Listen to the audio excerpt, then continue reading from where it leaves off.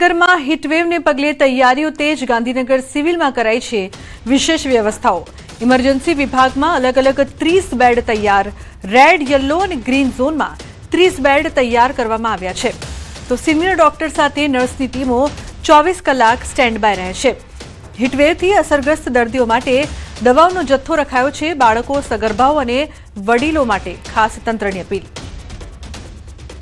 કે બાળકોને બને એટલું ઘરમાં રાખે બહાર રમવા ન જવા દઈએ એ લોકોને વધારે પડતું હાઇડ્રેશનની આપણે તકેદારી રાખીએ વડીલોને પણ આપણે એવી જ રીતના કાળજી રાખવી જોઈએ એમનું વારે વારે આપણે મોનિટરિંગ કરવું જોઈએ એમને કોઈ લક્ષણો નથી આના હીટ સ્ટ્રોકના જેવું કે માથું દુખવું વોમિટિંગ થવી ચક્કર આવવા ગભરામણ થવું જો આવું કંઈ પણ તમને લાગે કે તમારી આસપાસ કે કોઈને પણ આવું કંઈ થાય છે તો એ માટે હવે તમે કોઈ સાદી મેડિકલમાં જઈને દવાઓ કે એવું બધું ન લેવા કરતાં ઘરગથ્થુ ઇલાજો ન કરવા કરતાં સીધા એક વખત હોસ્પિટલમાં આવી જવું ડૉક્ટરને બતાવી દેવું વ્યવસ્થિત ચેકઅપ કરાવી દેવું સિવિલ હોસ્પિટલમાં બાળકો માટે આખા જુદા બે ખાટલા રાખેલા છે વધુમાં યલો ઝોનના 4 બીજા ખાટલા પણ છે અને રેડ ઝોનના 4 અને યલો ઝોનના ટોટલ 8 ખાટલા અમારી પાસે છે એટલે કોઈ પણ દર્દી આવે તો એને અમે સારી રીતના સારવાર આપી અને એને પછી જ્યારે સ્ટેબલ થઈ જાય કમ્પ્લીટલી ત્યારે એને જે તે વોર્ડમાં એમને શિફ્ટ કરીએ છીએ અન્ય મહત્વપૂર્ણ સમાચારની જો વાત કરીએ તો ઉમરેઠમાં શાંતિપૂર્ણ માહોલમાં મતદાન પૂર્ણ થયું છે ઉમરેઠ પેટા ચૂંટણીમાં 55%થી વધુ મતદાન કુલ 6 ઉમેદવારો માટે મતદાન પ્રક્રિયા ઉમેદવારોનું ભાવિ ઈવીએમમાં કેદ આગામી 4 મેના રોજ પરિણામ આવશે ભાજપમાંથી હર્ષદ પરમાર મેદાને છે તો કોંગ્રેસમાંથી ભૃગુરાજસિંહ ચૌહાણ મેદાને છે ભારતીય જનતા પાર્ટીના ધારાસભ્ય ગોવિંદભાઈ પરમારનું અવસાન થતાં આ સીટ ખાલી પડી હતી મતદાન મથકે વિકલાંગ અને વૃદ્ધ મતદારો માટે વ્હીલચેર વ્યવસ્થા પીવાના પાણીની સુવિધા મોબાઈલ ફોન બહાર મૂકવાની વ્યવસ્થા કરવામાં આવી છે જનક જોડાય છે ફોન લાઈન પર વધુ માહિતી આપવા માટે જનક શું છે વધુ વિગત આ સમગ્ર મામલે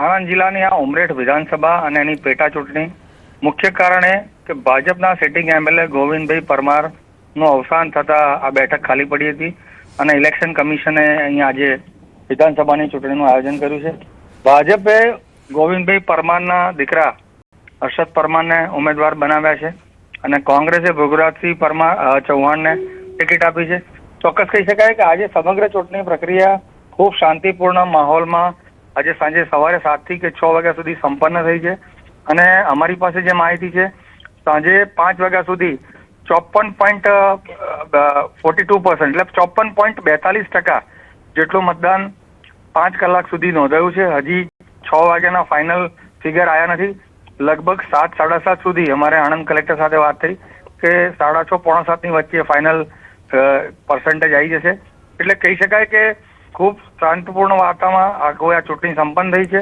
એડમિનિસ્ટ્રેશન આણંદે બી ના જે કલેક્ટર છે એમણે બી ખૂબ પ્રયાસો કર્યા છે કે ભાઈ ફેર ઇલેક્શન થાય ફિયરલેસ ઇલેક્શન થાય પોલીસે બી કાયદો અને વ્યવસ્થા જળવાય સમગ્ર ચૂંટણી પ્રક્રિયામાં એ જાળવવાનો પ્રયાસ કર્યો છે કોઈ અનિચ્છનીય ઘટના બની નથી એટલે કહી શકાય કે હવે સૌની જે નજર કહેવાય કે 4 મે આનો જે મતગણતરી 4 મે છે વિદ્યાનગરની BJVM કોલેજ ખાતે યોજાશે એટલે સૌની સ્વાભાવિક છે કે એક નજર હોય કે કોણ જીત્યું અને કોણ હાર્યું એટલે ચોક્કસ ઉમરેઠ વિધાનસભાની પેટા ચૂંટણી આજે ખૂબ શાંતિપૂર્ણ રીતે સંપન્ન થઈ છે બિલકુલ આભાર સમગ્ર માહિતી બદલ જનક તો શાંતિપૂર્ણ માહોલમાં મતદાન છે તે પૂર્ણ થયું છે 55%થી વધુ મતદાન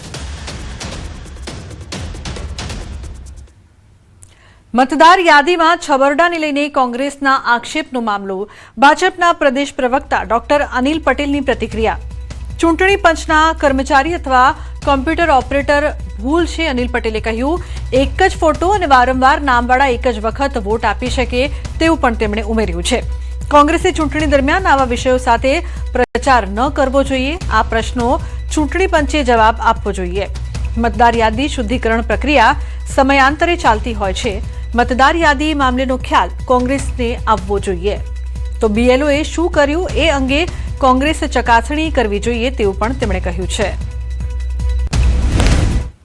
એક જ ફોટાવાળી અને એક જ એડ્રેસવાળી વ્યક્તિ ચૂંટણી પંચના પ્રિસ્ક્રાઇબ્ડ જે આઈડેન્ટિટી કાર્ડ છે જે 11-12 છે એના દ્વારા એક કરતાં વધુ મતદાન તો ક્યારેય કરી ના શકે બીજું કે જ્યારે પહેલી વખત બી મતદાન કરવા જાય ત્યારે જે શાહીનું ટપકું મૂકવામાં આવે છે એ ઘણી વખત તો 20-20, 25-25 દિવસ સુધી નીકળતું નથી. પરંતુ જ્યારે ચૂંટણી પ્રચારના 2 દિવસ જ બાકી છે તો કોંગ્રેસે વાસ્તવમાં લોકોની સમક્ષ પોતાના વિષયો લઈને જવું જોઈએ. ગાંધીનગર ગિફ્ટ સિટી રોડ પર સ્કૂલ વાન પલટી, કેન્દ્રીય વિદ્યાલયના બાળકો તેમાં સવાર હતા. ટાયર ફાટી જતા સ્કૂલ વાન પલટી થઈ. વાનમાં સવાર 10માંથી 5 બાળકોને ઈજા થઈ છે. તો ટાયર ફાટી જતા સ્કૂલ વાન છે તે પલટી ગઈ હતી. બાળકો પણ ગભરાઈ ગયા હતા. વાનમાં સવાર 10માંથી 5 જેટલા બાળકોને ઈજા પહોંચી છે. ઉલ્લેખનીય છે કે કેન્દ્રીય વિદ્યાલય સ્કૂલની વાન છે તે પલટી ગઈ હતી. ગિફ્ટ સિટી રોડનો આ સમગ્ર બનાવ છે. તો કેન્દ્રીય વિદ્યાલયના બાળકો આ વાનમાં સવાર હતા, જેમાં કેટલાક બાળકો છે તે ઈજાગ્રસ્ત થયા છે.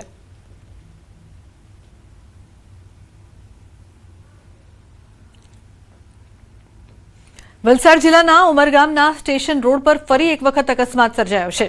આ વખતે બેફામ ગાડી ચલાવતા વાન ચાલકે 2 બાઇક ચાલકને જોરદાર ટક્કર મારી હતી.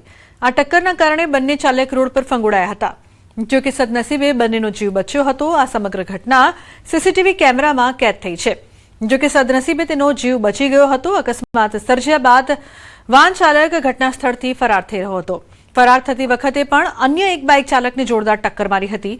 આ મામલે હવે પોલીસે પણ સીસીટીવી ફૂટેજના આધારે અકસ્માત સર્જનાર વાન ચાલકને શોધવા સહિતની જરૂરી કાર્યવાહી હાથ ધરી હતી.